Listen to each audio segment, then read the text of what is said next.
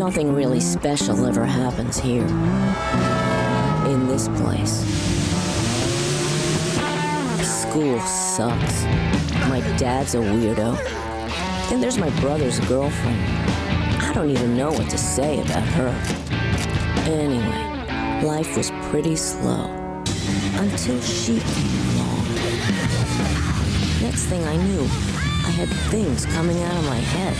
It's weird, not normal, these horns sticking out. And I had a robot living in my house. And well, a bunch of other weird stuff. You're the one who caused all this! I don't care! But that alien girl, she's kind of cool, I guess. Don't lie, you like her. Whatever. It's really not that big a deal. Do you find this difficult to understand? Alright. Hey! Fucking back. Yeah. Well, Abby's already introduced himself. Hi. Alright, well, where were we last time, Fillmore?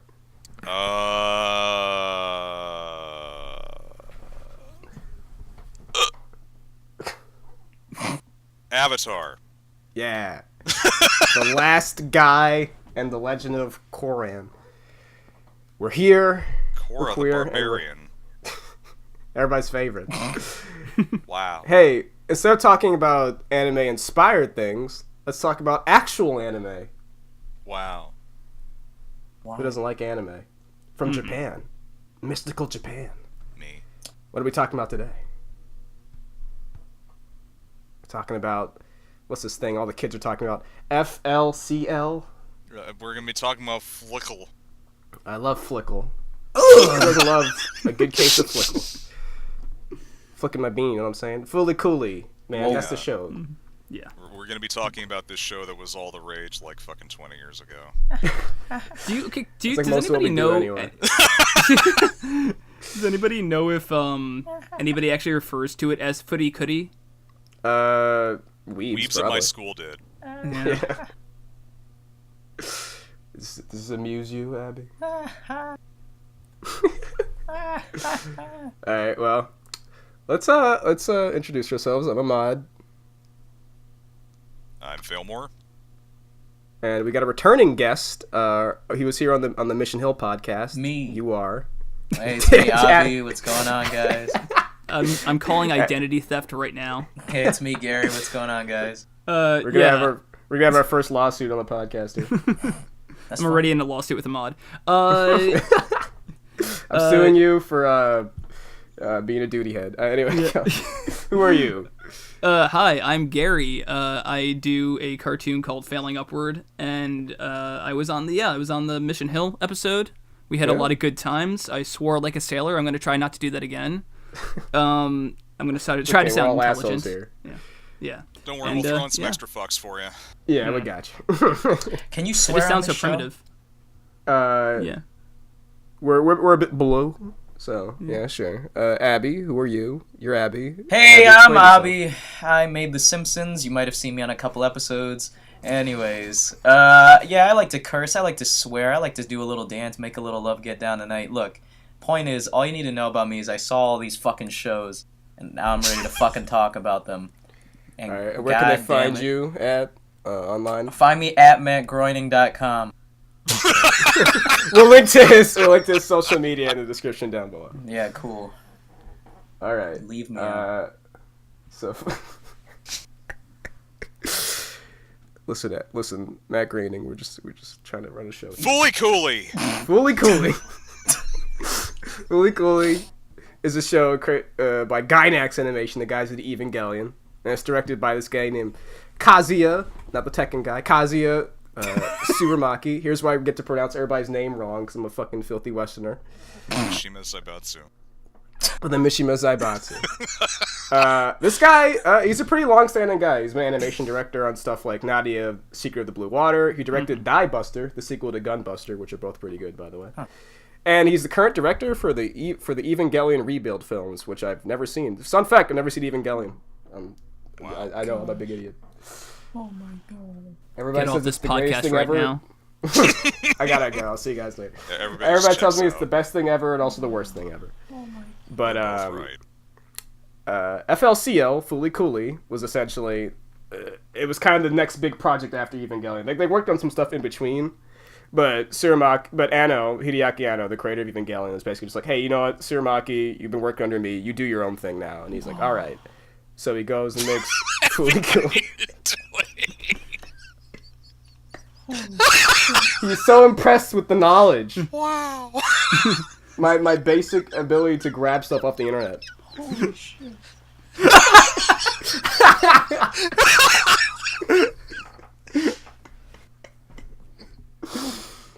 This is fucking nuts. Oh my god. Well, we're breaking rules, just like Tsurumaki. He likes to break rules with anime. That's what Fooly Cooley was essentially intended to do. Avi.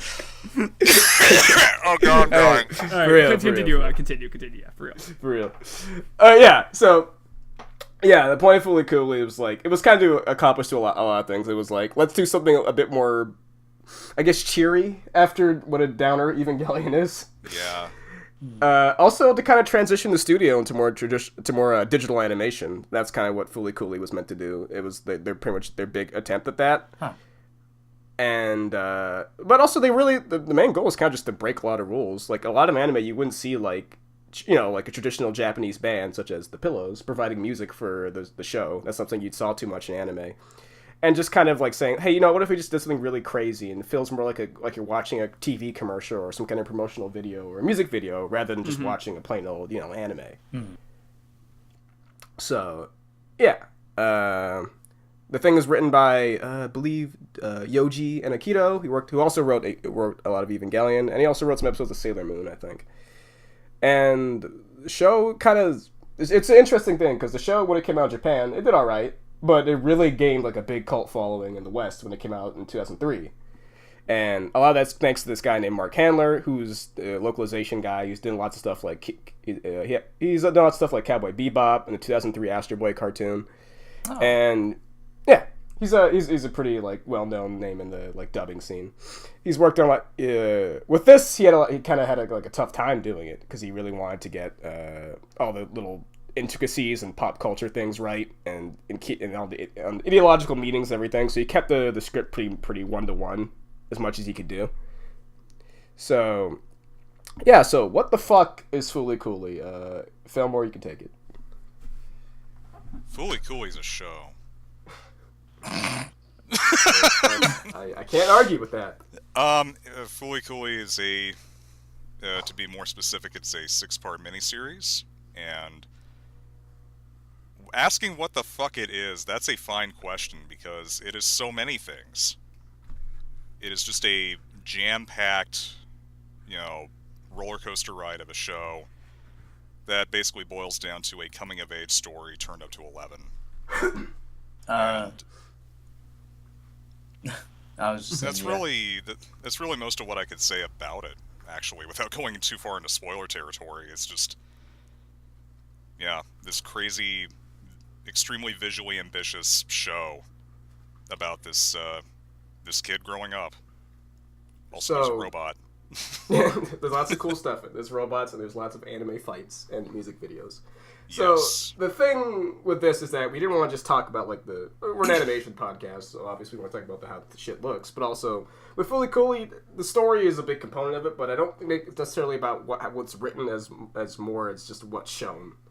So we kind of wanted to focus a bit more on the visual side, because honestly, you can spend all day sitting here really proselytizing, getting to the meaning of what everything in Fooly Cooley is supposed to represent. There's lots of videos online that do that probably way better than we could anyway. So if you want in-depth and plot analyzation, go somewhere else. This is more just about talking about the animation and the music and the visuals, the general visual language of Fooly Cooley, and its sequel, its successor, is progressive and alternative. So I guess the best way to start off is just how did you know about Fooly Cooley? And Gary, who's the guy who's probably seen it and knows way more about it than any of us, he can start off. Gary, how'd you first learn about it? How'd you get into it? I, like a lot of other kids at the time, was staying up too late. Summer break 2003, I believe. Watching Adult Swim back when there was I believe it was just Adult Swim. It wasn't Toonami at the time. Toonami was its own kind of thing, catering towards more kids anime. So this was just Adult Swim airing FLCL, and I caught the preview for it, and I was like, well, that certainly looks different. It's if you haven't seen the promo for FLCL, it's actually a very good summarization of the show. It also tells you nothing about the show at the same time. And it caught my interest. The cool music, cool Vespa lady. I was down. I watched it that same night, and I just really got into it. I really identified with Naota. I mean, I think at the time I wasn't necessarily aware of some of the more overt themes they were going for, but the beauty of FLCL, I think, is that you don't necessarily need to have like a conscious idea of what they are. I think it works on a subconscious level too. I think that's how strong the imagery is, and certainly aided by the music, by the pillows as well. And from there, I kind of just watched all of them. I think on my first viewing, I might have missed episode 5, but I got the DVDs. I got the DVDs like a week later, so it didn't really matter. By the way, those DVDs in 2003, $30 each for 2 episodes. Yeah, that was the old days of buying anime. Yeah. If you want to get stuff from Japan, hey, here's 2 episodes for like $70 to get so you can watch fucking Gurren Lagann Have fun. or something. Box sets of Evangelion going for like $120. Yeah. I'm not even joking. I saw that before in person. It's ridiculous. What about you, Fillmore? How'd you first learn about Fooly Cooly? Same way, really. I mean, I was in high school at the time that it came out, and it was airing on Adult Swim, and I'm like, oh, that looks interesting. I guess I'll just leave this on, and I wasn't really paying attention to it at first, because it's like, I think I was mainly using the TV for background noise at the time, but then I started watching it, and then I continued to watch it.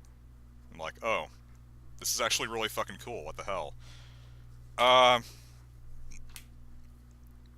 In contrast to my very sparse description of it before, it really does have an awful lot going on, and I think that the reason that it stuck with me in particular is because of how efficient it is as a visual storytelling vehicle, without being really ham-fisted or being overly blunt, and kind of like Gary was suggesting, the characters are very resonant, as outlandish as, all the things happening in the show are.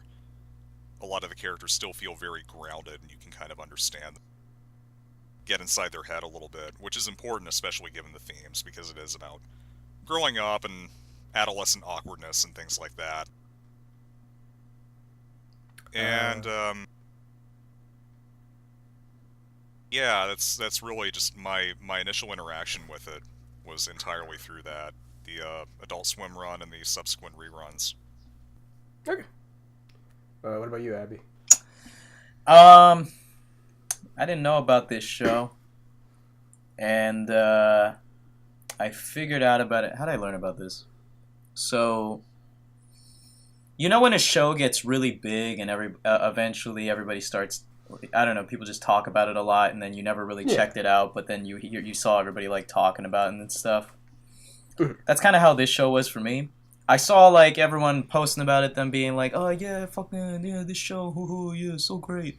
And I was like, "Yeah, that's cool." And then I was like, "I'll watch it one day." And I remembered, I think I did try one day, and I watched the beginning, and then I got to the part where she says, "You gotta hit the ball like a bat. You gotta hit it like a bat." And I was like, "Wow, this is great. Well, I'm gonna do something else." And then I didn't watch it. and then you guys were like, "Hey, we're gonna be watching this. You want to watch it with us?" And I was like, "Oh, okay. I never saw it before, so I'll give it a try." And I watched it, and then I saw all of it, and then that's how I got into it. It was mainly because of you guys. Otherwise, I probably wouldn't have watched the show. Well, I would have, but a long time after. Right. Fair enough. I have a weird story about it, I guess, because when I was younger, I would always keep the TV on for background noise because I had trouble sleeping, so it helped me sleep, I guess. So usually I would leave it on something boring like PBS or whatever. But one night, I guess it wasn't whatever reason, I just left it on like Adult Swim, and I wasn't really paying attention to what was on, so I was like, I couldn't sleep, so I just like stood up and I was like, what am I seeing? And it was the first episode of Fooly Cooly. This would have been like 2003, so I was like 8 or something. So then it was just like, oh, this is cool. I didn't really get what the hell was happening, but it looked neat. So I remember watching it and then like seeing the second episode the next night. And then for whatever reason, I just never could finish it because due to some kind of scheduling thing, like either I'd fall asleep because it was late at night or I just would miss it for whatever reason. So for years, I kept missing this fucking show that everybody told me was so great. And I remember seeing the first part of it. I was like, this is so cool and interesting, and I'm never going to see it. And then eventually, when it came to a point where I, fucking buy my own DVDs and watch it on my own, I did that. And I watched it all, and I was like, when I was like 16 or 17 or so, and I was like, wow, this really resonates with me. This is really like crazy and really like interesting. And then I just kind of rewatched it every now and then, just when I want to really like get into it. I'm a big fan of like what a lot of like early Gynax stuff, so it was really cool to like see that from them and see them how it evolved into their later projects. So yeah, that's about it. So I guess the best thing to do is just kind of like this is kind of a hard thing to approach because you don't want to spend, like I said earlier, you don't want to spend your time like just dissecting the story because it's not too interesting. And honestly, I don't think the show necessarily wants you to do that. I think it wants you to kind of glean your own meaning from it and like invest and get your own kind of like investment out of it. So I think that's what makes it fun to watch, especially rewatching it. So I guess we all kind of have like a different background on it. Like Gary and Fillmore are kind of like the way bigger fans of it, the original at least. And Abby's kind of new to it, and I'm the guy who's kind of more like in between that, where I like it. I would even say it's, I think it's fantastic, but it's like, I guess it never clicked with me as much as other people did. I thought it was neat, and it resonates with me as like a teenager when I saw it, but it wasn't like this. I guess it didn't connect in the same way it did for a lot of other people on an emotional level. So I guess we all kind of have a different take on it, which I think is interesting. So I guess. Best way to start out, I guess, Abby, since you're kind of the new one here. I don't know, just explain what you really thought about it, like what Fooly Cooly was trying to do, what you thought it was trying to do, and what you took away from it. Well, it's a show about sex, drugs, and violence, as you can tell. I mean, isn't that the best kind of show? You know what? I said that as a joke, but I feel like two of those things are kind of correct. The sex part's right. The sex part's right. There's not that much violence in it. No. You could bring your whole family to watch it. Except for episode 5. The violence is relatively cartoony. So. Yeah. It's all like slapstick and stuff, or it's violence toward robots, which is different. Yeah, pretty much. Okay, so I wrote some notes about this, so hopefully I'll be able to glean something, but I guess if we're talking about what I think about it overall, I thought this show, what it was trying to do to just sort of be like a brief little thing is that, yeah, it's essentially what Fillmore said at the beginning, where it's like, it's a story about growing up and what you have to deal with as you grow up and become a man or a young woman, And it's kind of what each little thing tries to hit. Each episode of the original kind of has its own little theme going on where it's like, this is something you'll have to deal with one day, little boy. And and pink-haired woman helps him deal with the stuff. And that's kind of what the show is doing. It's just trying to be like, you're going to grow up one day and you're going to have to deal with this. And then Progressive tried to... What's on? Are we only talking about the original right now? Yeah, just for now. Okay, so that's what the original show was trying to do. Is like, little boy growing up, what does he have to deal with? What does he have to accept about the world around him and stuff? This little boy, realizes, oh wow, look at all this crazy shit going on around me. And I'm just bored or whatever. I don't know. And then, what happens? So... yeah, in each episode's a little theme about that. Wait, what was the original question again? I got lost because I wanted I feel like I'm watching Fooly Cooly. Yeah. No. Yeah.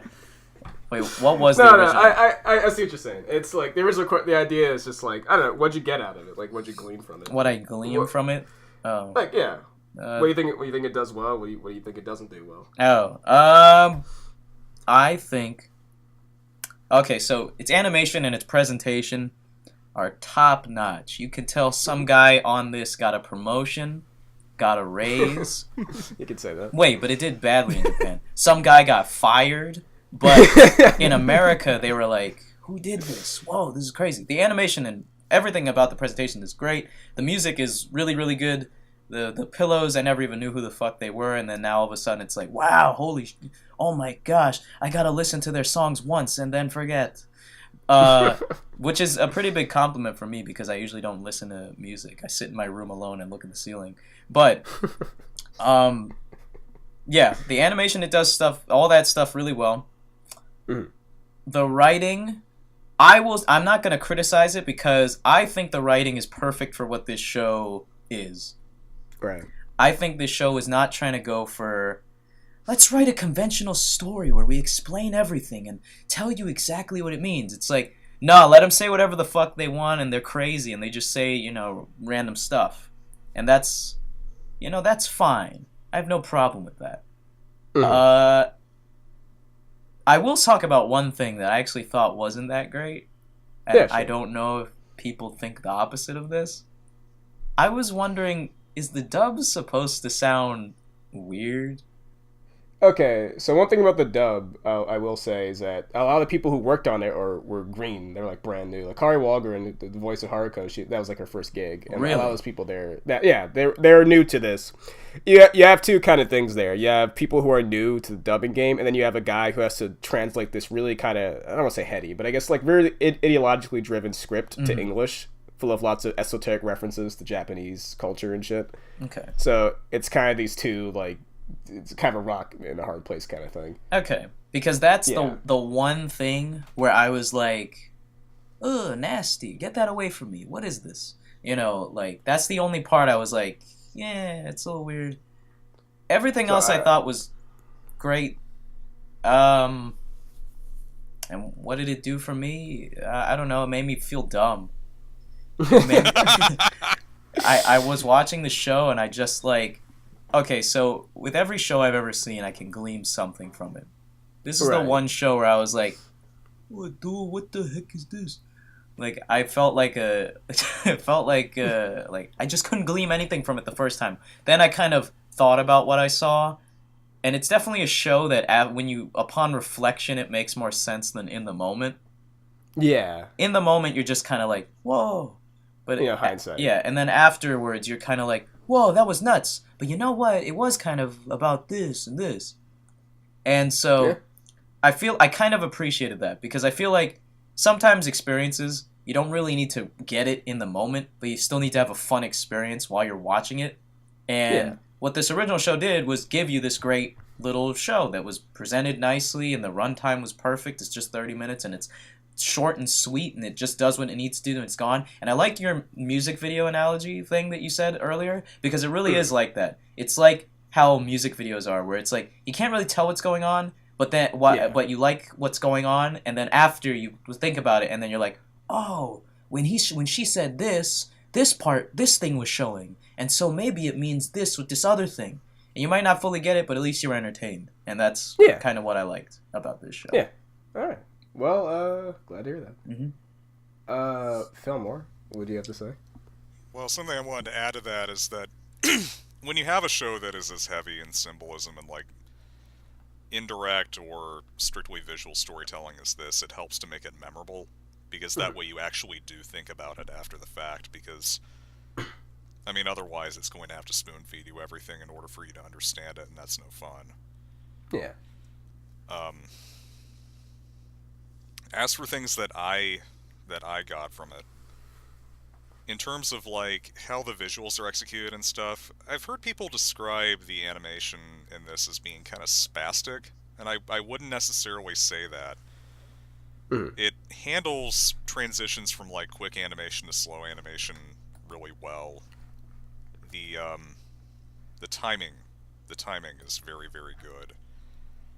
And you can actually see that even in parts of the show where things are just going completely crazy. Like, there's a great scene with the teacher in the classroom. What was this? Like episode? Would have been episode 4? 3. 3? Yeah, the teacher finds that that zine that Naota brought in, and she's like freaking out when she's reading it. And she's doing all these like crazy expressions and kind of zipping around the room, but there's a rhythm to it. It just kind of keeps picking up and picking up and picking up, to where it feels like instead of just dangling keys in front of the audience, there's actually some kind of flow happening. a lot of the action scenes kind of proceed like that as well. The way that individual impacts are timed and how stuff happens has this excellent rhythm. And not only does it make it easier to follow, but it actually makes it a lot more interesting and a lot more satisfying. Of course, that just factors into this general, the general excellence of the show, like how well everything is done, how it manages to capture so many different styles so well, how it uses those changes in visual style to convey different things. It's really, really interesting just to sit down and actually watch it and pay really close attention to it. I agree. Yeah. Well, Gary, what did you think? I think we were talking before we started the podcast about how many times we've watched this, and I said somewhere in the ballpark of 20 or 25 times. Even on this watch through, I found stuff in this that I had never seen before. Example, I think it's in the Firestarter episode, the second episode, when Nauta is kind of putting together who the arsonist is. It's obvious. We're doing spoilers, right? We can talk about spoilers. Yeah, we can. Just to be clear, if you're listening to this podcast, we are going to spoil things. Yes. Yeah. That it's Mamimi, and there's a quick snippet of his cat talking. I have never caught that before. Before this viewing. And it creeped the hell out of me. And it should. That's kind of the point. Anyway, I think my point being was kind of what I gleaned from this is probably the same thing as everybody else. Is that it for what it is, like what Abby was talking, and the writing style and combined with the animation, it perfectly encapsulates puberty. And yes. I like the manic rush of everything, because that is what puberty is. It's ugly, it's fast, and in many respects, it's beautiful, too. And it completely encapsulates that. I love that about it. And, even years later, you'll remember things when you were a kid that, maybe you were kind of everything was moving so fast, you didn't realize they had passed you by. And I feel like that's kind of the beauty of FLCL, in that, it has endless rewatchability from not only a writing standpoint, in my perspective, but an animation standpoint as well, obviously. And I just think, I'm going to add also onto the music video thing, that's exactly what it is. It's an apt parallel to use for when you're trying to describe that age set, music videos. But, it's weird to talk about music videos now, because back then, they were really popular. Now you think of music video, you think of music videos, think of lyric videos or something. Yeah. You don't think of fully MTV was more important back in the day. Absolutely. You don't think of fully produced set pieces, that were really high art and very well put together, but also very choppy and disorienting and just powerful to that viewer. But that is a perfect way to put it. It is using that methodology to tell a story for that age set. And there have been movies that have done that, but this one, for sure, I don't know what they did differently. Maybe it is just the fact that it's animation. Maybe it is maybe it is just using that. I don't know. I'm at a loss for words, because I don't know necessarily what they did differently here, because I have seen movies that are edited like music videos, and they usually suck, to be honest. Mm-hmm. But this one, maybe it was because of the age set they were trying to tell a story about, and kind of the way they went about it that made it work. Yeah. So, and what I gleaned from it is just that it's a perfect coming of age story, and I think out of all of us, I know, Ahmad, you're kind of in the middle as far as kind of relating to it, or kind of getting something more out of it. I think by the time I had seen it, it might have been a little past when I saw it when I was about 13 or 14, I think. And I was older when I saw it. Yeah, I think for me at least, I was actually watching an interesting. I'm not going to go too long about this, but I was watching an interesting review of A Christmas Story with Roger Ebert and Gene Siskel, and they brought up a really good point where it's just you didn't have to go through the same experience this character did to relate to it. And I think FLCL Yeah. does that perfectly. Yes. I guess to add on top of all what you're saying, it's like, I think when you were saying why does this work so well, the way it's edited when other things do it so poorly, I think it's because it's the framing, and also it's the framing of it being, about a kid, where it's everything so loosey-goosey and insane all the time, and you don't realize it until you're older and you look back on it. But then, but also I think it's because it tells a story all the same. It's so, Fillmore put it really well. It's like, it's so efficient at just saying so much without we're pretty much doing very, very little, very little. It's just all conveyed visually, and that's something I really respect about it. It's something I always enjoy when I rewatch stuff. You always catch little things that you didn't notice. There's so many things I just like, how the story tells you things, where it's like you have Mimi playing a video game about being God or whatever, and she's sick of how things going, and she just wants to control things in her life, so she's playing this dumb game. And then she's like obsessive over Naota, but also obsessive over Conti and like all these people in her life. She wants to like put them on shit. Yeah, put them on like a pedestal and shit. That's her thing. Yeah. Or like swinging the bat, which is like probably the biggest visual metaphor that everybody remembers. But like I think one of my favorites from it was always like the loading the gun bit from the 5th episode, which is all about every little episode kind of has a thing going on, and that the 5th episode's about guns, but also it's about kind of it's about Naota being cocky, and you have this silly, really obvious thing, but I think it's so clever with the fucking cocking of a gun to show what a cocky idiot he is. And then when it finally fires, it's during a moment where he completely deflates all his tension because he realizes how he actually isn't hot shit, which is something I always really liked. Huh. So I think just it's you can have the crazy editing and everything. It doesn't get in the way of how well told the story is. And I think that's just what it is at the end of the day. I think Fooly Cooley's craziness is part of the story, and I think that's what makes it so fun to watch and also interesting. It doesn't feel like it wastes your time. It gives everything you need to the first time, and then it gives you even more when you rewatch it again. So that's pretty much my take on it. And as to relating to it, when I said earlier was more, it's like more people. When I said that as in the case of like a lot of people I know who saw Fooly Cooley saw it when they were like 13 or younger, and they saw it, and that's when it hit. That's when it hits you harder, I think. I still think I got it, and it hit me in some way, but not in the same way it might have if I was a little younger when I saw it. That's all I meant before. But yeah, I agree. There's still lots of things that Fooly Cooley, like, anybody can get something out of the story, and that's his other strength. And I think that's what makes it so just neat.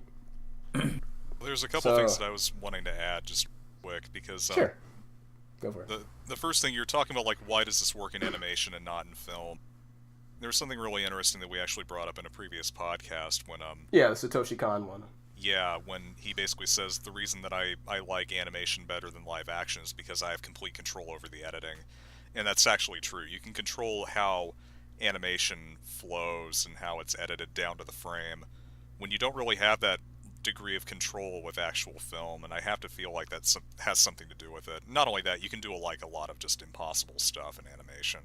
Yeah, I think with speed... Yeah, exactly. With speed and animation, things feel... if something goes by too fast in like a live-action film, it's hard to like... What happened there? It's confusing. But I think in animation, you have way more leeway, so you can actually... Things can go really fast, and you can exaggerate it in a way where the audience still gets what's happening, even if it's like fucking 4 frames or something like that. Like something really small. I think animation's like great. One of animation's great strengths. And then the other thing, too, is that a lot of the imagery that was used, and I feel like everybody's going to engage with this a little bit differently, but I feel like the particular kinds of imagery that were used, down to color timing and stuff like that, are things that you notice more when you're younger. It's just kind of a strange way that you look back and it's like, how are your memories colored, you know? Yeah. And even stuff just like seeing, rays of light coming through a window, that's stuff that seems more interesting to you when you're younger. Everything's kind of bigger around you. This nostalgic tint to everything. Yeah, which leads me to my other point as well. The way the show uses perspective. The other shows don't use perspective. You're seeing so many things from like an individual character's point of view. And you guys were bringing up Mamimi and how she's like fucking weird. One of the scenes that people like to bring up with her is one of the points in the show where it actually basically does turn to a music video, and it's in Firestarter. It's the scene where Conti who is pretending to be a ghost.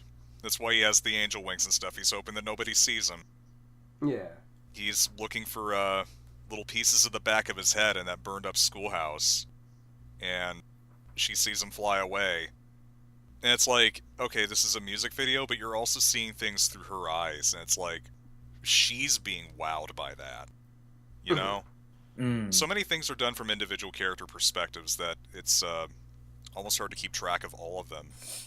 But I feel like we're really deep into every individual character's perspective when we're following that character, and we actually don't go very far outside of that, except for, like, certain exposition scenes, and I really appreciate that. It makes a lot of the storytelling actually function.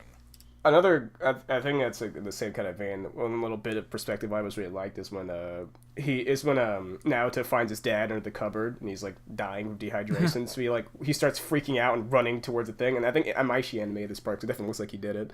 But everything's all crazy and everything's all purple and all the colors are twisting around. And all like every angle is changing. It's as he's running into the bathroom. And I'm like, that stuff, like, that's one of the things that always stuck with me a lot from that show. But also just, like, it's such a good moment of, like, oh my god, this is so tense over something so relatively silly. Yeah. Yeah, I'd say, like, episode 4... Oh, sorry, go ahead. My bad. Yeah, I believe so. It's the swing the Yeah. Yeah. It's, what is it called? Runner's High or something like that? Yeah, I believe it's called Full Swing. Full Swing. Okay, there okay. Yeah. I think Runner's High might be the song. Yeah, Runner's High is the song. Okay. Yeah. Thought so. Yeah, and not only that, but it's like it's constantly cutting back and forth between that and the crazy shit that's happening on that. Is that like a bridge or an electrical pylon or something like that? The thing that Mamimi's on with Kanti. They're waiting for the It's a satellite tower. Yeah. Because it's the thing that's picking up the satellite that's falling. Yeah. So all this crazy shit's going down, and it's just snapping between these two equally crazy things that are happening at the exact same time. Mm-hmm. And that's, yeah, perfectly conveys like what is happening and like the hectic tone and just how calamitous the things are becoming. I think it's gonna go to Gary. Like, so a lot of what people remember about Fully Cooley is obviously the pillows. So, and I think Gary knows a bit more about them. So I guess, what do you think about like a lot of the music and the background of like why do you think they chose the pillows? I guess. I think it goes back to the music video thing. I think that's just the music of that age. I mean, it certainly was for me. That's when I started that's when I stopped listening to like top 40 pop as like my only source of like music, and I started switching over to more things like the Pillows or like Weezer, carving out my own individual taste. And that's very much Naota's journey in this, is kind of, growing up and figuring out who he is, and just that's I just think that's why that works.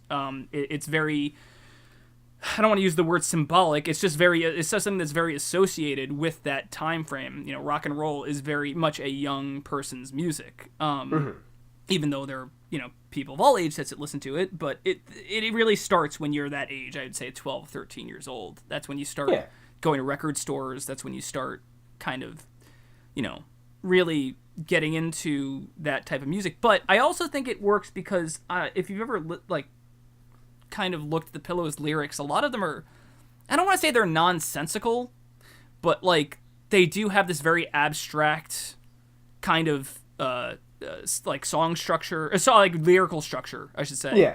That fits very well with exactly with FLCL, and and it's interesting. I don't necessarily know if they necessarily have a good deeper meaning, but I think, like FLCL, it doesn't necessarily have to have a deeper meaning. It's very much what you bring to it, and it's very much like kind of how you interpret it. So I think that's why the Pillows music was chosen, why it works.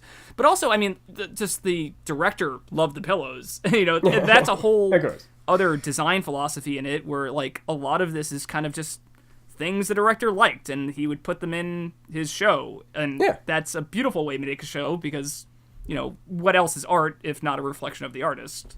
Yeah, of course. One thing that's kind of funny is that the Pillows actually didn't even want to do it initially, because they were like, we don't want to be known as just some band that was in an anime, because they were just starting out at the time, if I remember right. And they were like, but I guess they liked what they saw, so they're like, fuck it, we'll do it. They were just getting big at the time. They just had 3 like relatively successful albums, and then the director came and he was like, hey, I like your stuff, can I use he only wanted to use one song initially. I think he only wanted to use One Life, I believe, was the song. And then they were like, we'll make you a song. And then I guess they got to know him, and they were like, yeah, we just gave him those 3 albums to do whatever he wanted with, and that's how we got the soundtrack, which is pretty remarkable. Can't think of many shows or like movies that have used like one band as a soundtrack. The only one I can think of, and there's been a video review that's touched on it, but the only other one I can think of is Pete and Pete, which used Polaris as the majority of its music. So it's a very cool. I think it's a hard thing to pull off, because you better be sure that the band you're using is going to match the tone you're going for. Otherwise, it's going to fall apart terribly.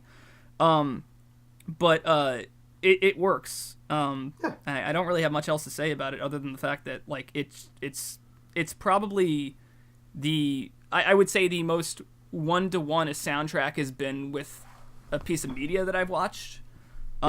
It is very much its own character in the show. When it pops up, you kind of have this. You kind of get the vibe you would get if you saw a character pop up in something. So I like that a lot. Yeah, I agree. That's I don't know. That's something that always like really connected to me, and it's like you have this crazy kind of vibe with everything that's going on in the show, and you have this really just intense soundtrack backing everything and like really underscoring what's going on. I think that's one of Fully Cooley's great strengths, is that everything just comes together so like in this kind of harmony where you have music and animation and these interesting ideas like collaborating to make something that's so phenomenal. I think it's Fully Cooley's great strength, is that it's so efficient at what it does, and really connecting to the viewer and telling them everything they got to know. Well, I mean, I think that it takes it even further than that, because I mean, you say what is art if not a reflection of the artist? I say what is art if not a form of communication? Yeah. It's meant to communicate an experience, and the way in which the soundtrack is used, it doesn't feel manipulative.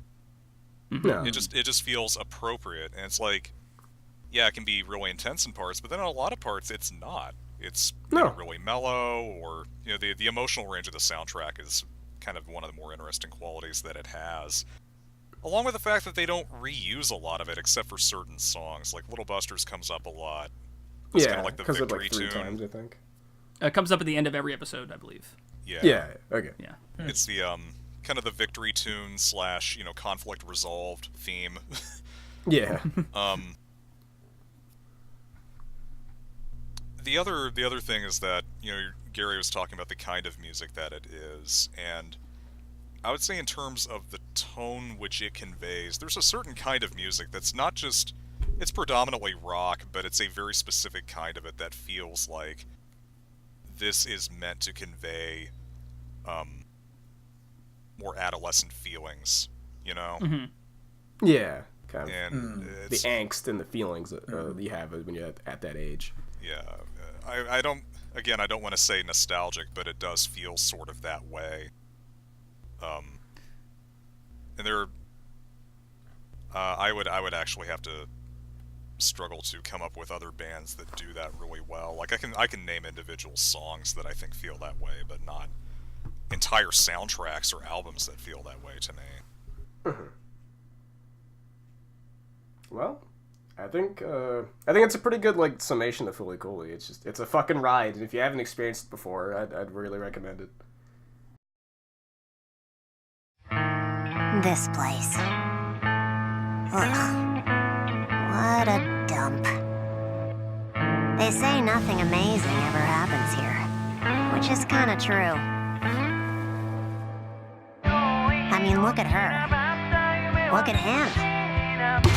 Look at all of them. They don't know what they have inside of them. Pretending you can't hear. That's like your thing, am I right? They're just sleepwalking through life, wondering when something amazing is gonna happen.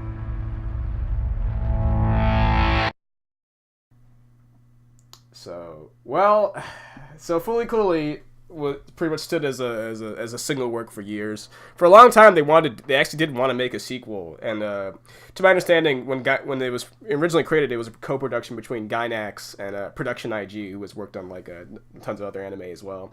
So, but they worked on the animation together. But Gainax was always the actual copyright holders for Fooly Cooly until eventually. Because it got so popular in America, you have Mike Lazo, one of the main producers of Adult Swim. He goes over there and he's like, and Tanami. He goes over there and say, hey, can we get more of this? Because we really like it in the U.S. We'd like to see more of Fooly Cooly. And for a long time, they would say, no, I don't know. I don't know if we can make it work. And then I guess eventually somebody budged. And so we got, in 2016, it was announced we were going to get two sequels to Fooly Cooly. Not just one! It's crazy because it wasn't even announced like that. It was like, you're going to get 2 new seasons. And like nobody knew it was going to be 2 separate series. And it's like, what? We were like, wait, what? And they were kind of vague on that for a while until we eventually discovered that it was going to be 2 different shows, one called Fooly Cooly Progressive and one called Fooly Cooly Alternative. So, so they both kind of have a weird airing thing. So when Progressive, before they were supposed to air this year, and they both did, but before Progressive came out, Adult Swim always does some kind of April Fool's thing, and so April Fool's fell on the day the Tsunami airs usually. And they decided to play the first episode of Alternative subbed before and without telling anybody. So that was kind of everybody's first taste of it. And then months later, they actually aired Progressive for real. That was in the summer, I think. Yeah, June. And then Alternative aired in September earlier this year, and to less fanfare because of Progressive. So, This is a tough thing to broach. I guess I don't know for how much we're gonna have to say about Progressive in terms of like definitely not much in terms of a story. I guess I'll go first just to set things up. It's like please do. Please guide us through this. I didn't want to go on. I always think I was like, all right, fine. You're revisiting something that I really don't think needs a sequel. But I was okay. Let's just give it a shot. Let's see what's going on. It's being done again by Production IG in cooperation with a couple other studios to get together. Well, by the way, Alternative was worked on by Tatsunoko, who was a big anime studio, which I didn't know. Surprised me. Anyway, yeah. So Progressive comes out, and I was like, all right, let's just see what it's like. Let me keep my. I don't want to hate it, obviously. I was just like, let's just see. And what I got was the most middle-of-the-road thing I've ever seen in my entire life, I think. It is incredibly bland and just a complete... There's a line in the original Fooly Cooly where they say, hey, we're like a normal anime now. Well, Progressive has achieved that. It is exactly like I've seen from every other anime in the past, 10 years. It's just... It's strange to... If it was called Fooly Cooly, I don't think anybody would care that it exists. And I can't say I hate it because that implies that there's something to hate. There's something extraordinary there. It's just nothing. I don't feel much of anything about it other than just some mild confusion about why it exists the way it does. So, I guess Abby, go for it. What'd you think about Progressive? All right, so so here's how it is. FLCL. What? Whoa! What? Oh my God! It's amazing. Oh, it's animation and it's a story, and then you get Progressive, and it's like, wow, it's the same shit, but they put water on it. Yeah, that's water really, with no ice. It's lukewarm tap water they threw on it. Yeah, and it's like the show. Here's what I'll say. You are right. Okay. I don't hate the show. Yes. I didn't come out of it being like, what the, oh my God, oh God. Like, I came out of it sort of being like, all right, okay. And that's really about it. Because the show, I mean, the animation's good, but it's not like how it was before, where before it was like, it fit with the show. Now it's just kind of like how traditional animes are like animated and stuff. Yeah. And so the animation's not even that exciting. I'm not gonna say it's like horrible, but it's it's like it's not fun to look at. It's not fun. Yeah. There's no fun in it. There's no energy. Here's the thing. Take a look. All right, everybody, Go Google this. Google the main character from the original FLCL. Look at his face. Beautiful. Wow, what a boy. Then Google this. Yeah, that's pretty cool, right? You know, he's a cool guy. Now Google the main character from FLCL. Ooh, boring, bland. Ooh, 2 thumbs down. You know, like, you know, she's... I mean, I get it. It's supposed to be a completely different thing. You know, it's supposed to be about a completely... kind of almost like a different way to look at growing up and stuff. Maybe more about just avoiding your problems and stuff, maybe. But, like, the thing is, it can be about something different, but it still needs to be entertaining.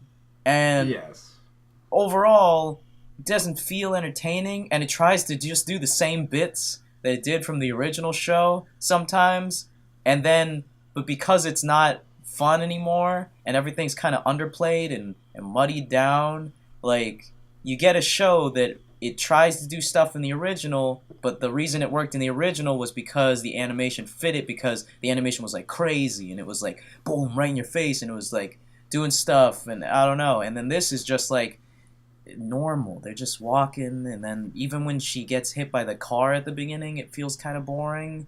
Like how she gets hit with, like how the boy gets hit with the scooter. It's just kind of like, whoa, what? It's like this when Haruka first shows up. Here's a perfect example. Go watch that, and then watch how they do it in Progressive. When Haruka hits that little boy with that fucking car, with that fucking scooter, you're just like, what the? Oh my gosh, he's dead. He really got hurt, and he's gonna die. In this one, it's like, wow, she got hit by a car. That was so lame. That was so stupid. And that's just kind of how you feel about that.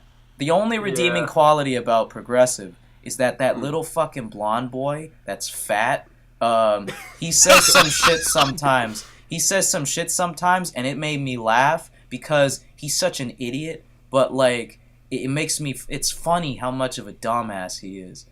And then... besides him, the only other thing that really keeps you absorbed in the show is nothing. Well put. Well, Gary, what'd you think of Progressive? You saw it before any of us, I think. Yeah. I watched it a little after. I was there for the original airing schedule.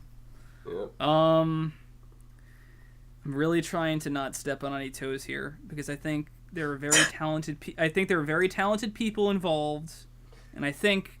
I will say this: this was directed by Kazuto Irai, who's a pretty talented key animator. He's worked on lots of stuff like Mob Psycho, which is getting a second season next month, I think, and Attack on Titan and stuff like that. A lot of the big animes. And obviously, the American dub cast did, worked with what they had. So, I don't think the core concept and idea of the show is a bad one, which is very much the whole concept is like, do we really need a sequel to FLCL? Which is like the most, like, it is the most meta thing you could possibly do to make an FLCL sequel. It's kind of like they tried to make Gremlins 2, in a sense, with this one. There's a definite duality. Yeah, they didn't realize that you kind of need to go crazy if you're gonna do Gremlins 2. Whereas this one, the idea they went in with is like, well, no. We'll make a commentary on making a sequel to the original by just kind of doing the same exact things over again. And that's a concept that's more fun to talk about than to make, in my opinion. That animation, it's just not. It's not living up to the original, and it's kind of just like, it's kind of just getting like, it's like getting all the color sucked out of it. Like, there's no meat to it. My friend Bryhard brought up a really good point, is that it's the Hungry Man of anime. Like, it tastes similar. It tastes similar, but it's not the same thing. It's nowhere near the same thing, and I didn't feel like the animation was strong. The animation and presentation was nowhere near strong enough to hold up the concept. You need to go crazy with something like this. You need to double down on the insanity to make the point you're making.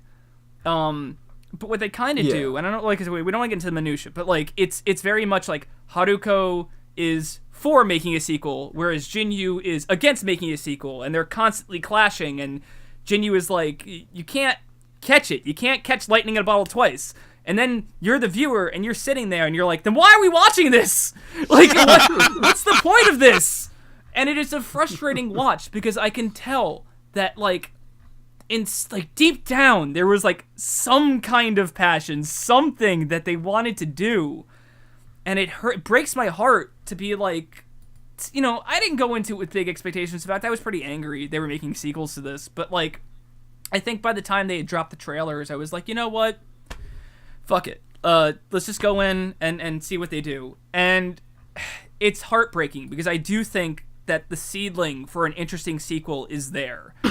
And there's just something in the presentation that's not clicking with what they're trying to do. And it is also a lot of the writing and the sequencing of the script that's just not there. It feels like a rough draft. Yeah. That's what I have to say. So, well, Fillmore, you're pretty much the most heated one I got, so let's hear it. Well, I'm going to restrain myself just a little bit, because the first thing I'd like to cover right away, there were a lot of talented people involved with this. This wasn't a bunch of nobodies. These were people that probably would have given a shit if they had time to. Like our theory, and I don't know if this is actually 100% true or not, but it certainly looks and feels like a rush job. And I think that also lines up with how a lot of the dubbing was done. It feels like, you know, was that the only take you got? This feels like it was made quick and on the cheap. It looks like it was made quick and on the cheap. Gary brings up a very good point that it does seem like all the color has been sucked out of it, but that also applies literally. You look at the background art in the original Fulikuli, and it's absolutely gorgeous. There's so much effort and detail, and just little bits and pieces of grit they throw in to make the world feel real and feel lived in. There's a lot of coziness in that one, especially when you're in somebody's house. And anytime you're in Nauta's home, you know, it feels like, oh, people live here. Everything in Progressive just feels so artificial, and it doesn't feel intentionally artificial. It just feels lame. Beginning with the environments, moving on into the character designs, and so forth. It feels very manufactured and generic, and not in a way where that's actually the point. The animation, anytime there's an action scene, I just kind of want to close my eyes, think happy thoughts, because the timing of shit is really bad. I mean really, really bad. When there's like action scenes happening, you know, they're not varying the frame, what would you call that? The frame rate or frame timing? Timing is a better word. Yeah, they don't vary the timing in the way that they would have done in the original show to make you know, sequences that have a smaller number of drawings work. It's all just kind of a flat rate. I was noticing that when I believe it's the second episode, there's an action scene involving not Conti, the car that Jinyu had. Mm-hmm. Yeah. And there's like they're flying around everywhere, and I was just getting flashbacks of Bleach and like how cheap and shitty the action scenes look in that. Yeah. A lot of really ugly mechanical drawings too. Like I would actually have to go back to find specific examples, but a lot of the mechanical drawing in the original was, you know, just so spot on. It's like classic Gainax. They were great at that shit.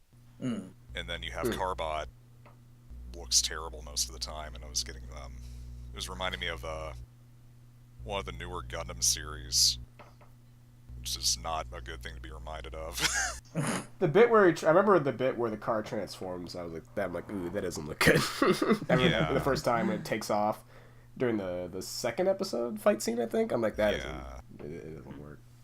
When the girl turns into Thexter for some reason, that transformation sequence looked kind of crummy. My favorite crummy animation moment, though, is like this. It's another mecha transformation sequence where all the different amusement park rides in like the second to last episode or whatever, coming together to make the giant robot, and then it turns into a Tim and Eric show.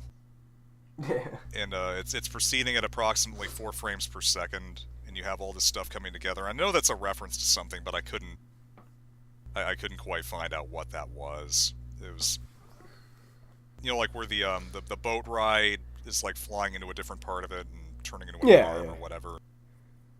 I'm sure it's some Sentai thing that we we probably don't know. Yeah, I wish that I could have. I wish that I could have remembered what that was actually a reference to.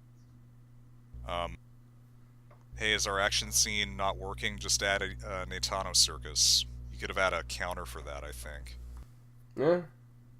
A billion missiles everywhere. It's like, look, something's kind of happening. Not really. Yeah. I think the biggest thing that gets the animation's really boring, but I think the thing that fucks up the most for me is just the atmosphere. Cause look cool. The original has so much atmosphere, especially when shit starts going down near the end with Medical Mechanica doing stuff. But just even early on, everything's so misty and foggy and kind of hazy, and you get the idea that maybe obviously there's a world outside this town, but to everybody here, it doesn't feel like that. It's all the town is just all they know, and that's why everything's so kind of hazy and sketched in the atmosphere. But also it happens a lot during the fight scenes. They'll have these cool fights at night, and there'll be lots of cool lighting and dramatic things going on. There's none of that in Progressive. It's just everything's at stark. Most of it's just at stark daytime, and everything's just kind of this really kind of monotonous color scheme you see over and over again. You have the same backgrounds you see in every other anime, and it's just incredibly flat. There's just nothing going on in terms of getting you invested and just through just the visual language of stuff. Yes. The atmosphere issue, that's probably the most important thing to bring up, because so much of the feeling from the original that it gave you was kind of ambient.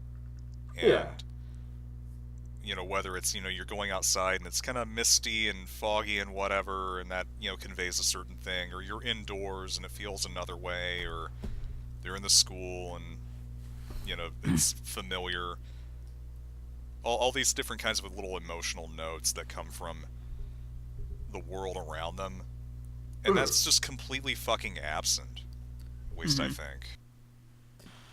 What were you gonna say, Abby? I was just gonna say, so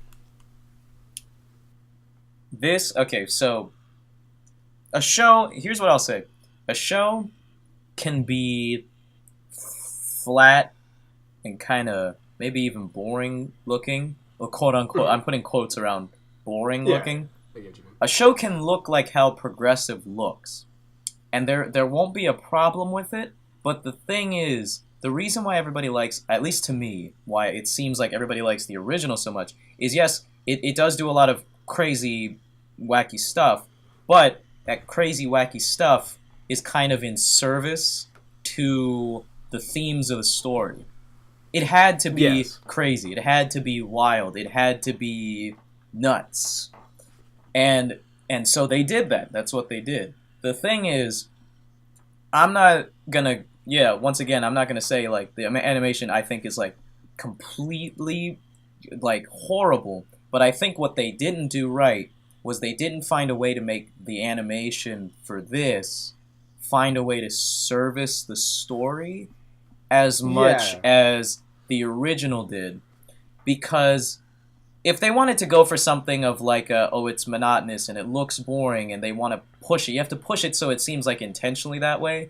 And then if you want to be okay, so her world is kind of a completely different world than maybe the world of the original, and then things change slowly, you want to show that maybe with animation. You want to show it somehow visually, and this show didn't really do that much. And I think that's kind of my biggest issue with a lot of the stuff I was seeing in this show, is that you can have a show that feels aesthetically different, but it needs to service what the story or the message is that you're trying to get across. And I don't really think it did it that well.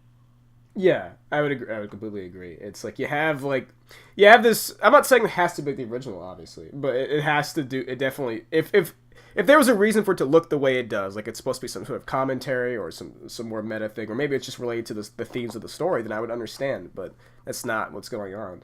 And I think that's what it's probably its biggest failing, is that it's just it doesn't feel the deliberateness and all the intentional and the efficiency of the original is just not in this. This is so by the numbers and just so carelessly put together. and it just kind of fizzles out. Even the way the credits are done is just baffling to me. Like the credits have this really cool. Let's go. looking... Oh, we forgot to mention that. Yeah, let me get into that. The credits have this really cool looking sequence where they're like flying away and they're about to get Atomisk, and that's when Haruko splits up in the Jinyu. But then you realize that was supposed to probably have been at the beginning, and that's an actual plot important thing that happens in the credits of the show. And it's just like, why would you do that? God forbid you turn the show off before, the credits. You know what I mean? You just like, wouldn't understand what's happening then. So, like, when you're watching this, like, if you're watching FLCL Progressive with no knowledge of the original, the original had a great credit sequence that everybody loves. And I think that's what they were assuming. They were like, well, people love the credits in the original. They'll stay for this, and it's the pillows, and they'll stay. And I don't think that's a good assumption to make. And I think... I know I'm getting heated. I don't really... Like, I was middling on this, but, like, as I'm talking about it, I just see a lot of missed potential to be something really interesting. If they really wanted to go broke on this, like, meta commentary on capturing lightning in a bottle twice, they needed to double down. They needed to go twice as crazy to make the point. And if there was more interesting stuff going on with the animation, if there was more interesting stuff going on with the characters, it would be great. But all you get are these, like, really flat metaphors about, like, fireworks being fleeting things. And there's a kid that says, oh, this old ride is boring. And then his mom says, like, oh, it just needs a new coat of paint. And I'm like, that's so lazy. That's, like, like there's no visual tact to it. Like, it's just saying something, you know what I mean? It's like, I'm getting more annoyed with it when I talk about it, but in reality, when I was watching it, I wasn't having a terrible time because I was enjoying at least the concept it was pushing of it being a meta-narrative, but I also missed characters, like, Hidomi and Ide are not interesting main characters, and I guess that's the point, that Haruko looked for any two teens to kind of do this story with, and like they were the ones she found.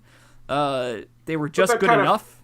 That kind of falls apart when they try to give Hidomi and Ide stuff to them, which exactly. Yeah, exactly. Absolutely. And this is something we'll get into an alternative, but like the great thing about FLCL that Failmore brought up was that you get to see more or less every character's perspective, like even in very little bits. You do not get that in this. It's just unfortunately a mess, and I understand what they were doing, and I can appreciate the sentiment, but it doesn't really work for me.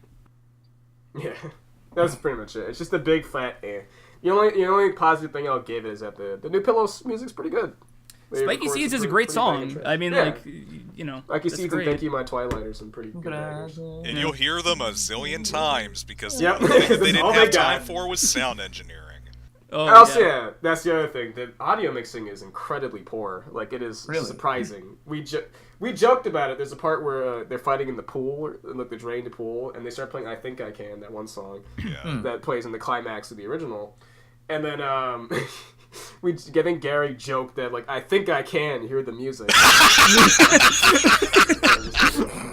It was the first time I audibly heard, like, a song that was supposed to be there, and it was like, I don't know, there's something about the sound mixing the original, and it's funny that we're talking more about, like, we're going almost more in-depth about the original while talking about these two sequels. I guess we're comparing them. Yeah, well, but it's because just like... this is like a study in what the original got right, by contrast to what the sequel did not get right.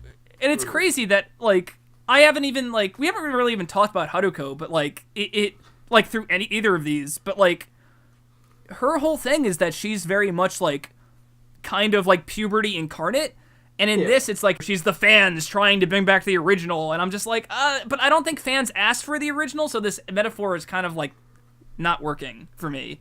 It's also strange because they very clearly make her more antagonistic in this one, which isn't inherent. I guess it's not inherently a bad thing. But absolutely not. She's I mean, like, she's out for herself, but I don't think she's outwardly antagonistic in the original up until the very end. That's what surprised me so much in this one. Yeah.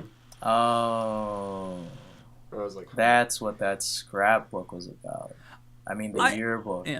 Yeah, exactly. She was fooling everybody into thinking she's the coolest character ever, which it could be funny, but it's not really done well. I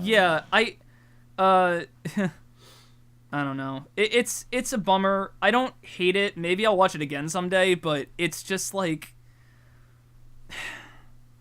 it's annoying because I know what they were going for, and they just missed the mark completely. It just doesn't come together. Yeah. Oh well. Well, Sorry, go on. I think the thing that made me angriest about it was that I felt that it wasted my time. Yeah, that's a big insult. So Yeah. I guess All right. I guess. Well, let's hop into the second sequel, Mm-hmm. the third season, whatever the hell you want to call it. FLCL Alternative. This is directed by I'm definitely gonna say his name wrong. Yutaka Umeda, Umeda, whatever. He worked. If you ever hear this, I'm sorry I got your name wrong. Gotta spell this out, man.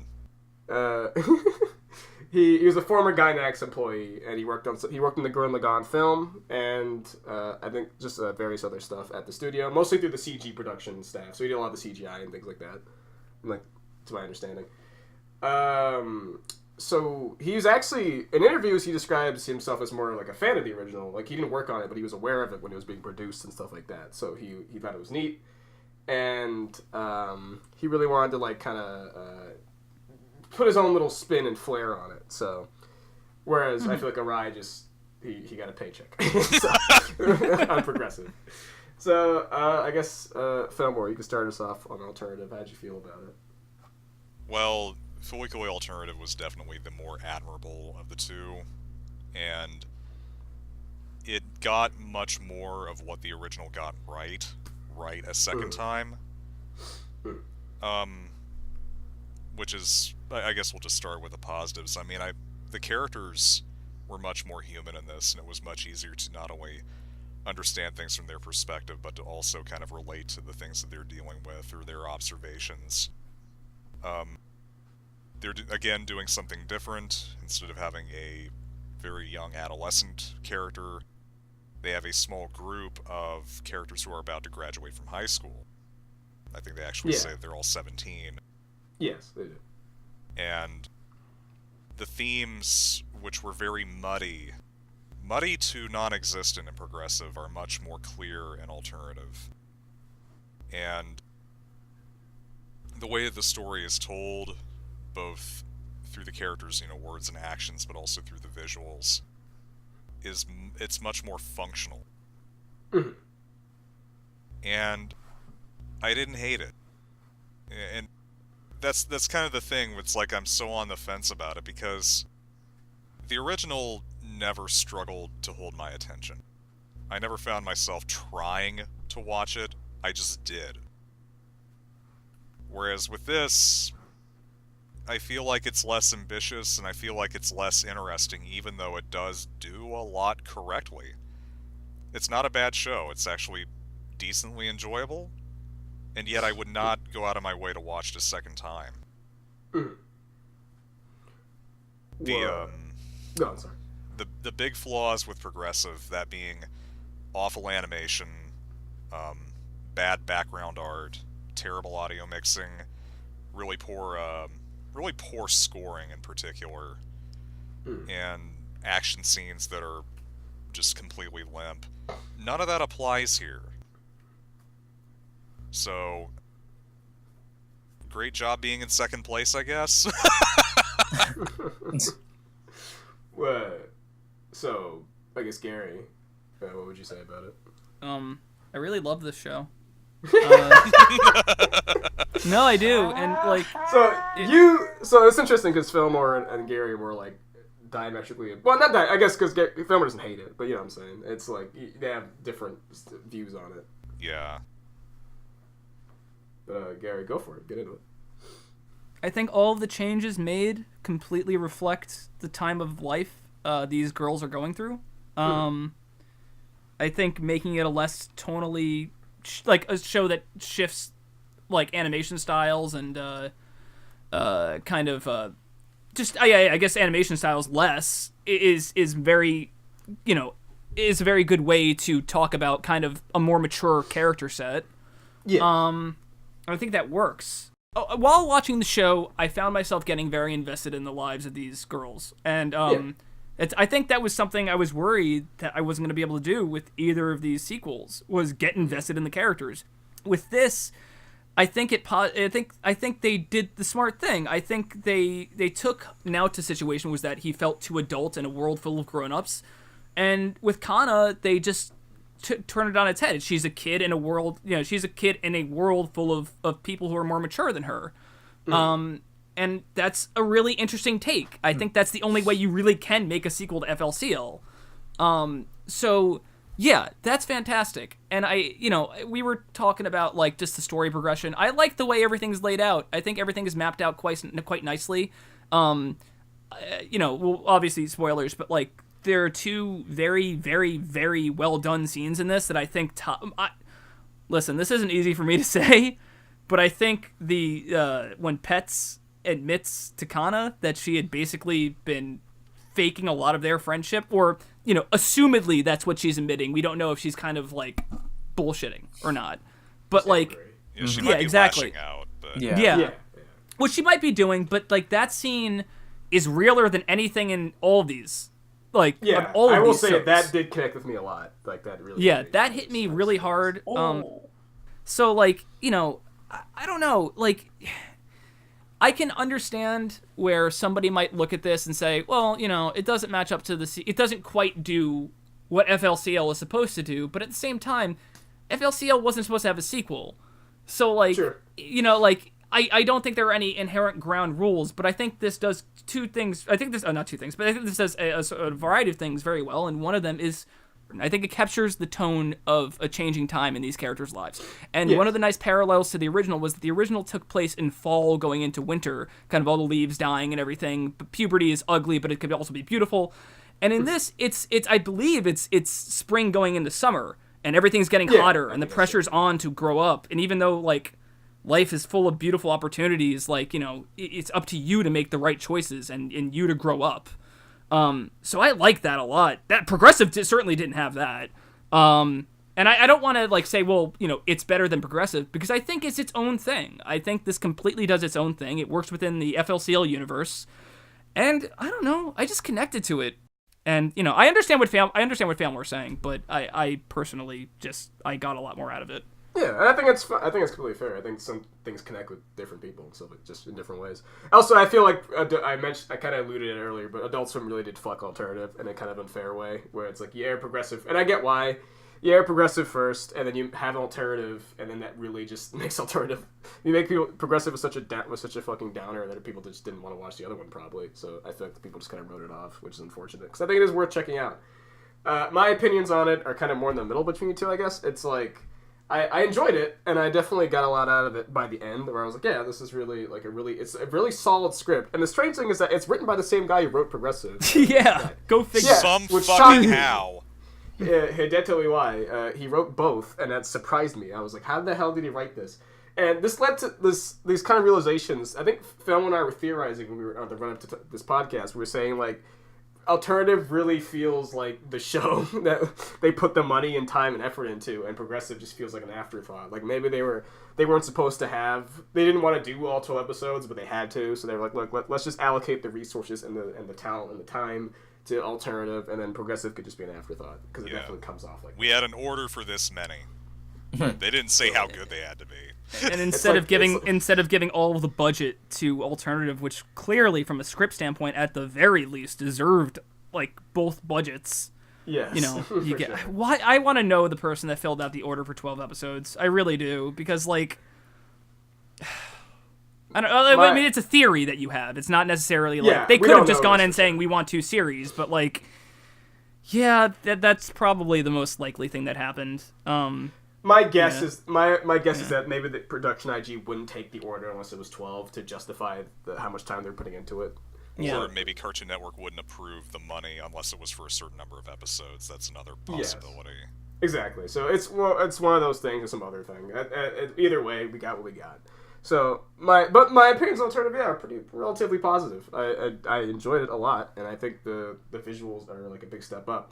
My problems with it, I think it's the third thing. It was like the script I thought was actually really well done, but the visuals I don't think quite carry them as much, and that kind of makes repeat viewing is not as fun.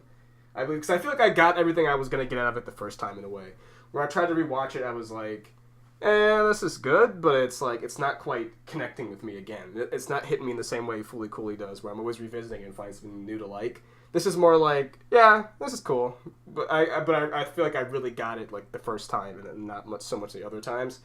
And I think a lot of it is me as a person. I'm a very visual kind of guy, so when you get to like the show, which it looks better than Progressive, but it still does feel like a really contemporary anime. I remember when we were watching it, we kept describing it as like kind of like a K-On! Sort of thing, and not to insult people like that, but it's not really my kind of thing. That kind of like look and feel. It's well directed, but it doesn't quite do a lot to really really reach me. It's a particular way the characters are drawn, and K-On! Isn't the only one that does it. It's more of like no. It's more of like a contemporary style more than anything. That was just an example I'm using. Yeah. As I was, it's interesting because you guys are definitely looking more at it from. I mean, I think that's kind of how this group functions. I tend to look at things. I judge things more on a writing standpoint. No, yeah, and that's completely fair. I wouldn't disagree with you. I think the script is pretty well done. Yeah, but I think I was also coming off of, I had just seen, I mean, within the past year, I had just seen Lady Bird, and I had just seen Edge of 17. And I think this makes a good, believe it or not, a solid triple feature of those three things. Albeit, this is a completely different universe. Funny enough, when these came out, Progressive on Tour, they did air these in theaters in Japan. Yes. Yes. Which is, I could not imagine, like, sitting through all these. I mean, we did, but, like, it's, like, I feel like I benefited a little bit from having, like, a week's break between every episode of Alternative to kind of digest what I had just seen. Yeah, exactly. Not on a visual standpoint, obviously, but on a writing standpoint, I think the ending, I just think also, I don't want to once again get too into it, but like the voice acting in this is like so leagues better than. I will say that. I was gonna get into really that. Go for it, Fillmore. Yeah. Giving very ample credit where it is due, the voice acting and voice direction in this were excellent. Yes. And nobody got on my nerves. Everybody sounded real. The line delivery was fantastic. Carrie Walgren didn't want to go home that day. I think everybody wanted to go home during Progressive. Yeah, Progressive sounds really just phoned in, especially Haruko. She just sounds really bored. Whereas this, like, everybody sounds they're really having a good time, and you can really, they all feel like real people. I think special props to whoever played Hijiri, the black-haired girl. I really liked her delivery. It was like really well done. Oh yeah, she was fantastic. Yeah, it sounds like the people I actually know, which was like, oh wow, that really connected. That really and when they say, because my biggest concern going into this was like, oh my god, the pop culture references are going to be horrid, because like I don't particularly care for pop culture today. Yeah. And but when they say stuff like what do they say? I think they say savage at one point. Yeah, they say savage a couple times. Yeah. They say, but my like son likes to say that.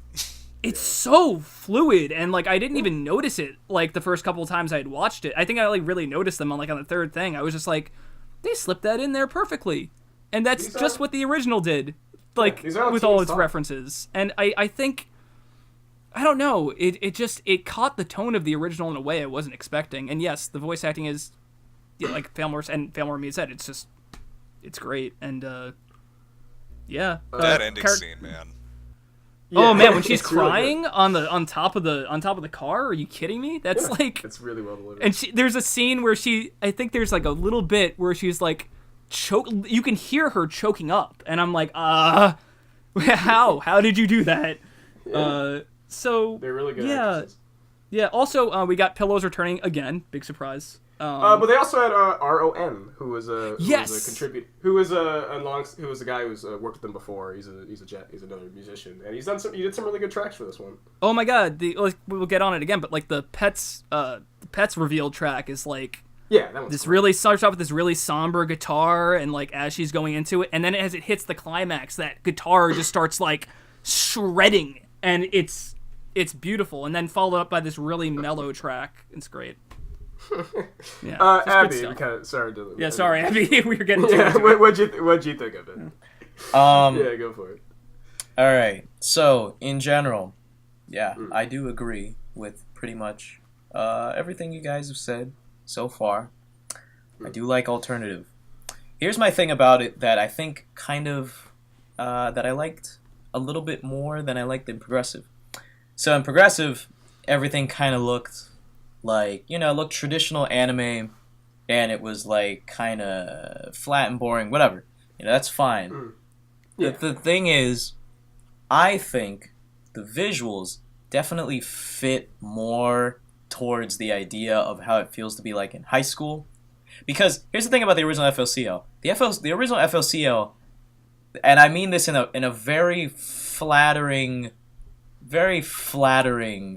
way. It's like it was done by a fucking kid. Because it's just like, I want the robot to come out of the head, and I wanted to attack him, and I want him to beat him up, and then I want him to pull out a big laser. He gets hit with a guitar, and the girl, she has pink hair, and she has yellow eyes. She looks cool. She sometimes say the weird things. Like, it feels like a grade schooler's idea of things that are cool. Yeah, essentially. And then this show feels like, even Haruko's entrance, she doesn't fucking come and knock that bitch out with the fucking guitar. Literally her entrance in this. And this is extreme spoilers. If you don't want this show to be ruined for you, don't listen to this part at all. Don't do it! Haruko comes in and she opens the door and walks into a restaurant. And then she says, hey, I want fucking food. And that's it. That's how she enters this show. And it feels like, yeah, you know what? When you're in high school, you're in that state of mind where you're like, oh, I'm into serious stuff. I'm not into that child stuff anymore. Like, I don't want it to be crazy like that. No robots coming out of heads this time. Actually, it all makes sense now. It's all really literal. I'm explaining what happens, and all this stuff is this and this and this. Because everything in this show is very explained.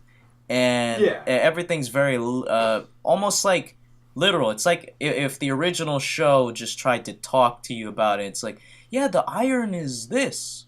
It's all very surface. A lot of it's surface level. There's some nuance, but it's usually, I think it's found more at the end, and then maybe in some stuff you can interpret sort of in between.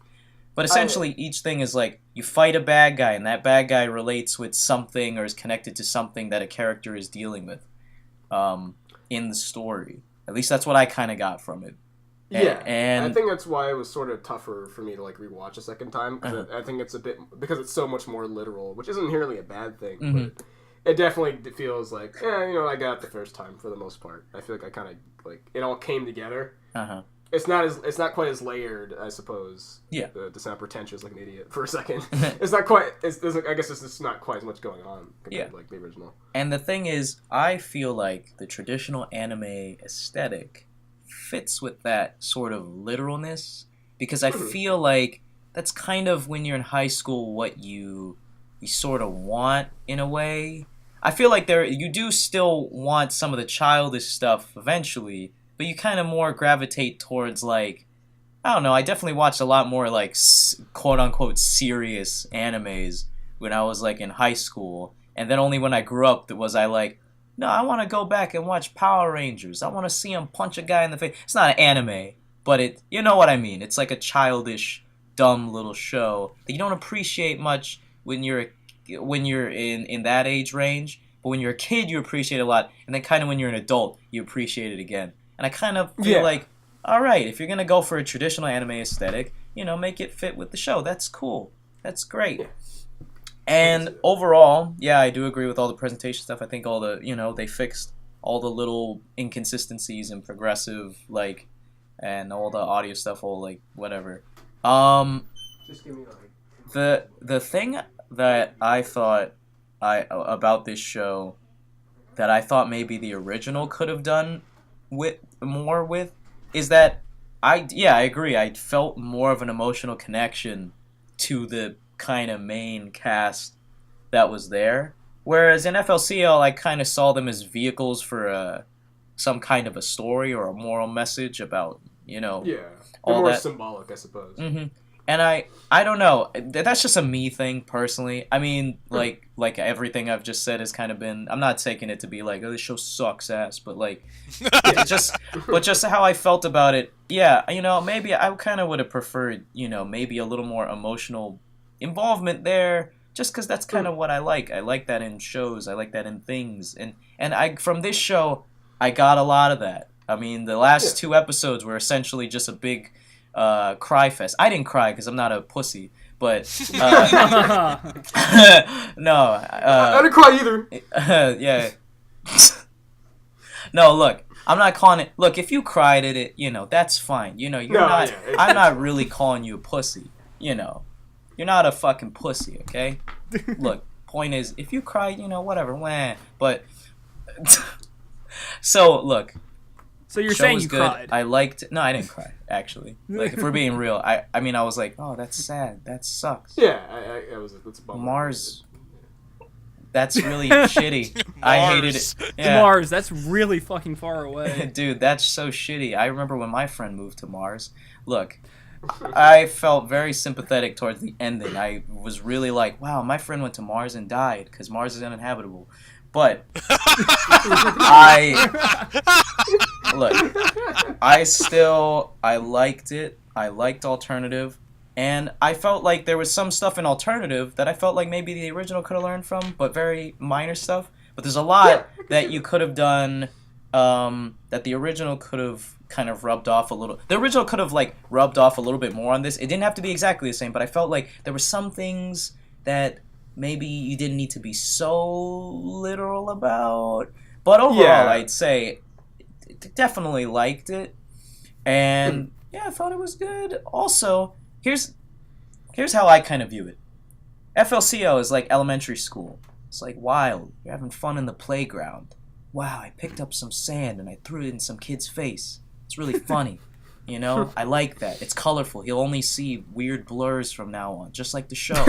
But and then you'll turn into an animation smear. Exactly. Yeah, yes. It's like that. And that's kind of what that original shit was. It was like, wow, that's like childhood. That is how I felt when I was a fucking baby boy. And then you have progressive, and progressive is like how people in middle school are. It's like, I don't want to talk about it. Yeah, I'm shitty. I'm stupid. I'm dumb. And like when you're in middle school, you're kind of a shitty kid. And here's the thing: if that's actually what they were going for, I wouldn't put it past them. They are middle schoolers. Yeah. There is a progression in this. It's elementary school, middle school. Yeah, FLCL progression. Look, anyways, I think that if they were going for when you're in middle school, you're kind of shitty and you kind of really don't get it. Going along with all the sequel and original stuff, that's kind of smart. Make a bad show so you can fucking make a shitty analogy about middle schoolers, and I don't like it. But you can do, that's great. That's fine. And it perfectly exemplifies how you're in middle school. You're a shit kid and you kind of avoid your problems and you don't really know how to handle that. So you kind of end and then you don't really know what you're fucking talking about, And then you got Alternative, and Alternative is like how you are in high school. You're like, wow, everything's we're reaching the end point of our lives and everything, we're graduating, and oh my gosh, my friend's moving away and she's a total bitch, and she's not a bitch, but she's mean at the end, and then and then it gets really sad and you're moving on, and now you realize no more FLCL, this is it, it's over, it's done, we're reaching the end point of our lives. Even Haruko's slowed down. She walks in with a cane, she says, oh, I want some noodles, and then at the end, you get that big climax. It's like, no matter what, I'm still going to be there. I'm still going to love you. I'm going to grow up. But I still remember the good parts of my childhood, of our past. You still remember the good stuff of FLCL. You maybe don't look back as fondly as the progressive stuff. But you still look back on it and go, you know what? Maybe this was kind of a necessary step to eventually sort of appreciate the later years of my lives, is to have a moment where maybe I didn't really know what I was doing. Maybe I was kind of fumbling on that. But at least I had the childhood to look fondly upon. I had this part that maybe I don't look as fondly upon, but it's still something. And then I have this where it's like, I kind of remember it. I built more emotional connections and I felt something maybe more profound towards everybody than I did before. And then now that it's over, now all that's left to do is move on to the future where all this stuff is behind me and I gotta grow up and figure out all that stuff. And you know what? If that's what they were going for, you know what? That's kind of nice. And that's kind of what I liked about these shows. And then in the end, we all go to Mars and die.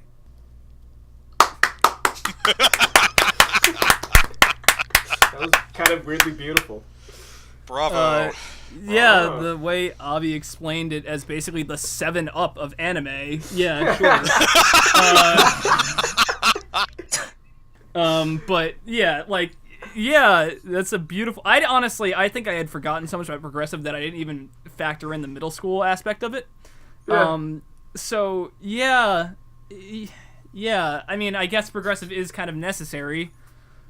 But yeah, I guess to really kind of get it all together in a way. Maybe just don't watch it with the one stuff. I guess the only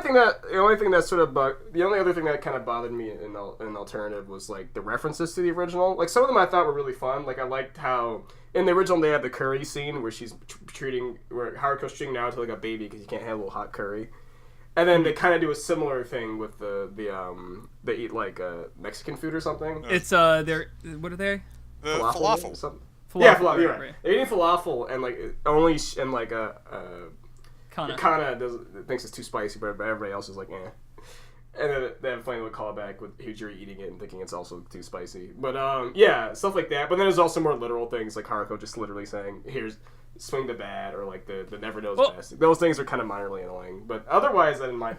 Like it wasn't so much so that it was too like really took me out of it, but it was a tiny bit distracting.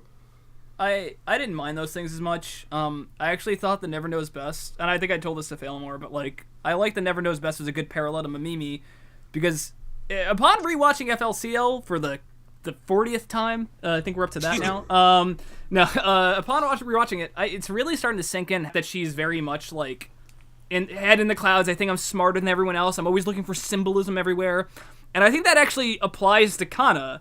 And I liked that. I like them kind of find... I like the fact that it was on a Jenga piece. Like, her entire world is about to topple down. Like, that was a nice little thing fair. there. I could see that. I did not like the swing the bat. I'll give you that. Like, that was the one where I was like, I could have done that. Feels like you just improv that in the booth and they kept it in. Yeah, exactly. I feel like an ad-lib line where it's just like, I guess we'll leave it in. Yeah. The only other, one thing that's kind of funny is the music is really good in this, as we mentioned earlier, but also they use both Progressive and Alternative reuse songs from the original, which is fine, but Progressive does it in a kind of annoying way, where it's just kind of lazily thrown in, while Alternative uses it in like really fun and like climactic ways. And they even take what is essentially a Progressive signature song, "Thank You My Twilight," and use it in a far better way. Oh my god. Yeah, they took their song and used it way better. There's no comparison. It's like... Yeah, it is insane. Yeah. Progressive did have that one kind of... I almost wish I hadn't seen Progressive, so that way I could just enjoy that part without knowing the song beforehand. It was kind of a surprise when it came back up for me, because it was like, oh, what, really? Like, we're doing that again? I was like, all right, well, it definitely fits better here. It fits with the tone of her saying goodbye to pets. Yeah, for sure. As I wanted to add in before we wrap things up. Yeah, go for it. Progressive had one little bit of animation that I actually really loved. Sure. And it's when it's in the 5th episode, which, by the way, we didn't mention this. The 5th episode of Progressive completely changes the style. Like, it is not the same style as the original. Done by a different studio. Yes. Yeah. There's one little frame I like, or one little just 2 to 5 second sequence where Haruko is running from Hidomi and or not running, they're on a roller coaster thing, and Haruko jumps onto her guitar and uses it like a hoverboard, and that scene is actually animated pretty well. Episode 5 is the only like interesting to look at part, at least relatively. Yeah, and I don't know why I wanted to bring that up, but that was kind of my one praise of Progressive, where it's like, that hoverboard guitar was pretty fucking cool, wasn't it? Yeah, it was neat. Well, I guess, Fillmore, I guess you can wrap it up for us.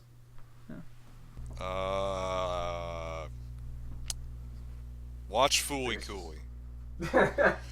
Yeah, watch them all, and you'll get a lot out of the first one. You might get a lot out of the third one, and the second one, watch it with friends and some alcohol. You're gonna need some help getting through this one. Yeah, a bit. But it's a very interesting little trek through over 10 years of this anime existing. We've kind of grown up with it in a way. Yeah, it's almost 20 years old. Remember, the original came out in 2000. Oh yeah, it did, nuts. didn't it? Yeah, it's pushing 20. Nuts. Jesus. I don't want to think about how old I am. So it's for Americans. Yeah, watch Kaiji. Kaiji's pretty too.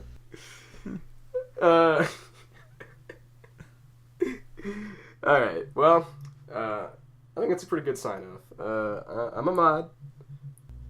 I'm Failmore.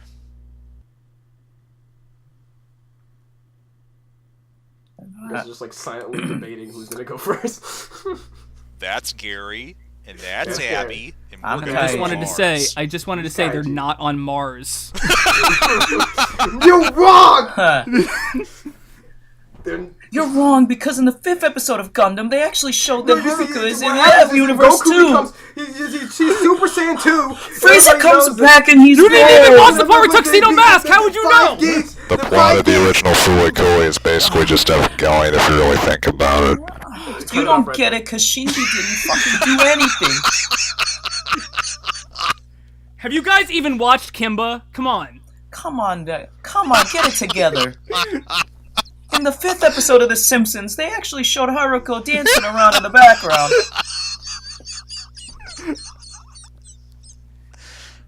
Oh, theories are dumb.